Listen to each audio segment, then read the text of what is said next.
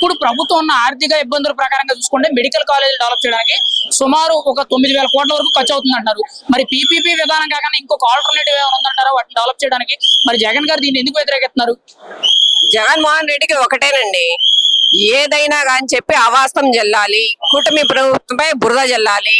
ఏ విధంగా బురద జల్లాలని చెప్పి ప్రతి దాంట్లో కూడా ఏ పని చేసినా గానీ రాష్ట్ర ప్రభుత్వం వేళ్లు పెట్టి చూపించడమే గానీ చేసి చూపించడం చేత గానీ దద్దర్మ ప్రభుత్వం వైసీపీ ప్రభుత్వం. కాబట్టి ఏది కూడా మన నారా చంద్రబాబు నాయుడు గారు కూటమి ప్రభుత్వం ఏది చేసినా ప్రజల కోసం చేస్తుంది, ప్రజల మన్నలు పొందడానికి చేస్తుంది. కానీ సొంత లాభానికి ఏది కూడా చేయట్లేదు. అది వైసీపీ ప్రభుత్వానికి తెలుసు. రేపు వచ్చే ముందు కూడా ఈ ప్రభుత్వం రాదు, భూస్థాపితమైపోతుందని తెలిసి ప్రజల్లో ఏదో విధంగా నేను కనపడాలని చెప్పి ఏదో అవాస్తవాలు పేల్చడమే కానీ ఆ పార్టీకి ఎక్కడా కూడా మనుగడ లేదు. చెప్పడానికి వాళ్ళ దగ్గర ఒక్కటి కూడా సత్యాలు కూడా లేవు.